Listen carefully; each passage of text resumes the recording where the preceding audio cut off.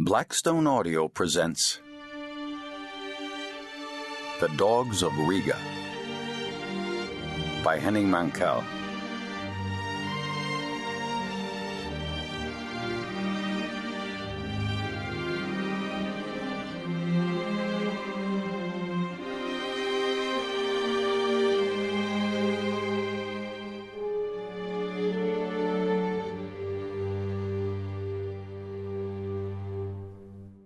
Chapter 1. It started snowing shortly after 10 a.m. The man in the wheelhouse of the fishing boat cursed. He had heard the forecast, but hoped they might make the Swedish coast before the storm hit.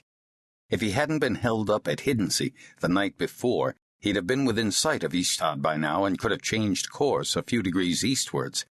As it was, there were still 7 nautical miles to go, and if the snow started coming down heavily, he'd be forced to heave to and wait until visibility improved. He cursed again. It doesn't pay to be mean, he thought. I should have done what I had meant to do last autumn and bought a new radar. My old Decca can't be relied on anymore. I should have got one of those new American models, but I was too mean. I didn't trust the East Germans either. Didn't trust them not to cheat me.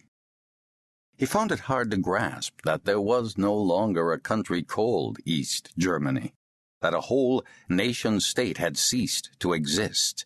History had tidied up its old borders overnight.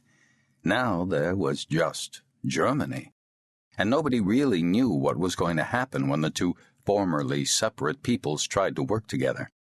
At first, when the Berlin Wall came down, he had felt uneasy. Would the enormous changes mean the carpet would be pulled from under his feet? His East German partners had reassured him.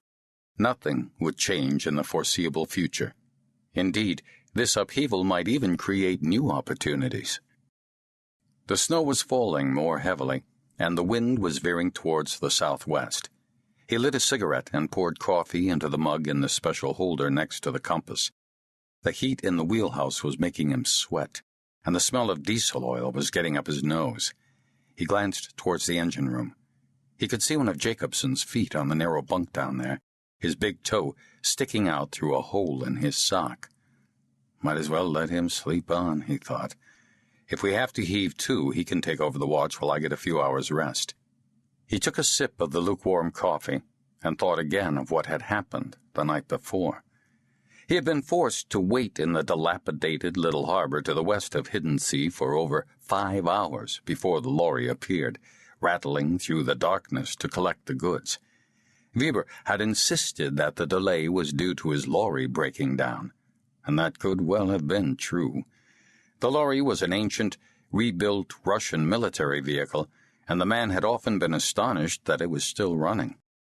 There again, he didn't trust Weber. Weber had never cheated him, but he had made up his mind once and for all that he was not to be trusted. It was a precautionary measure. After all, the stuff he took to the East Germans was worth a lot. Each time, he took 20 or 30 computers, about 100 mobile phones, and just as many car stereos, goods worth millions of kroner. If he got caught, he wouldn't be able to talk his way out of a long prison sentence. Nor would he be able to count on an ounce of help from Weber. In the world he lived in, everybody thought only about number 1. He checked the course on the compass and adjusted it by 2 degrees to the north. The log indicated that he was holding to a steady 8 knots. There were 6.5 nautical miles to go before he would see the coast and turn towards Brantevik. The grayish-blue waves were still visible ahead, but the snow seemed to be getting heavier. 5 more trips, he thought, and that's it. I'll have made all the money I need, and I'll be able to make my move. He lit another cigarette, smiling at the prospect. He would put all this behind him and set off on the journey to Porto Santos, where he'd open a bar. Soon, he'd no longer need to stand on watch in the leaky, drafty wheelhouse while Jacobson snored on his bunk down in the engine room. He couldn't be sure what his new life would hold, but he longed for it even so. Abruptly as it had started, it stopped snowing. At first, he didn't dare to believe his luck. But then it became clear that snowflakes were no longer swirling past his eyes.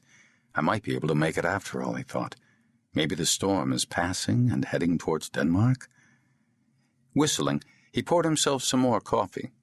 The bag containing the money was hanging on the wall, another 30,000 krona closer to Porto Santos, the little island just off Madeira. Paradise was waiting. He was just about to take another sip of coffee when he caught sight of the dinghy. If the weather hadn't lifted, he'd never have noticed it. There it was, though, bobbing up and down on the waves just 50 meters to port, a red rubber life raft. He wiped the condensation off the glass and peered out at the dinghy. It's empty, he thought. It's fallen off a ship. He turned the wheel and slowed right down.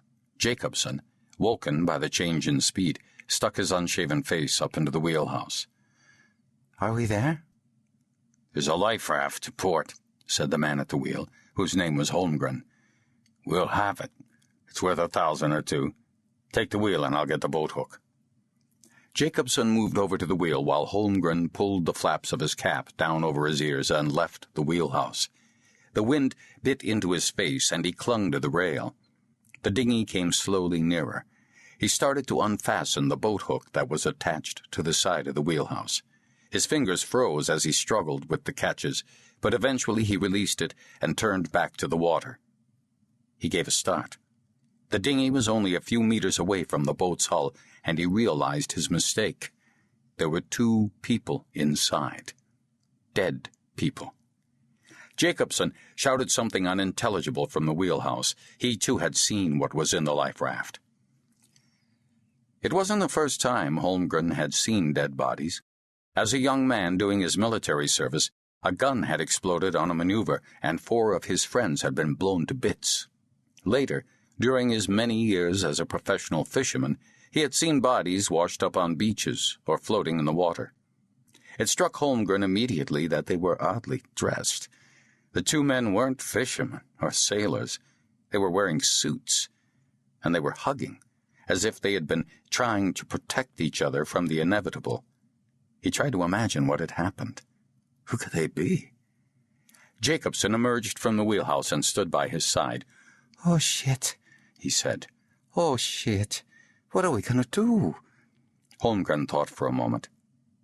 "Nothing. If we take them on board, we'll only end up with difficult questions to answer. No, we haven't seen them. Simple as that. It is snowing, after all." "Shall we just let them drift?" Jacobson asked. "Yes," Holmgren answered. "They're dead, after all. There's nothing we can do. Besides, I don't want to have to explain where this boat has come from, do you?" Jacobson shook his head doubtfully. They stared at the 2 dead men in silence. Holmgren thought they looked young, hardly more than 30. Their faces were stiff and white. Holmgren shivered. "Odd that there's no name on the life raft," Jacobson said. "What ship can it have come from?" Holmgren took the boat hook and moved the dinghy round, looking at its sides. Jacobson was right. There was no name. "What the hell can have happened?" he muttered. "Who are they? How long have they been adrift, wearing suits and ties?" "How far is it to Ystad?" asked Jacobson. "Just over 6 nautical miles." "We could tow them a bit nearer the coast," said Jacobson, "so that they can drift ashore where they'll be found." Holmgren thought again, weighing up the pros and cons. The idea of leaving them there was repugnant. He couldn't deny that. At the same time, towing the dinghy would be risky. They might be seen by a ferry or some other vessel. He made up his mind quickly. He unfastened a painter, leant over the rail, and tied it to the life raft. Jacobson changed course for Ystad, and Holmgren secured the line when the dinghy was about 10 meters behind the boat and free of its wake. When the Swedish coast came into sight, Holmgren cut the rope, and the life raft with the 2 dead men inside disappeared far behind. Jacobson changed course to the east, and a few hours later they chugged into the harbor at Brantevik. Jacobson collected his pay, got into his Volvo, and drove off towards Svarte. The harbor was deserted. Holmgren locked the wheelhouse and spread a tarpaulin over the cargo hatch.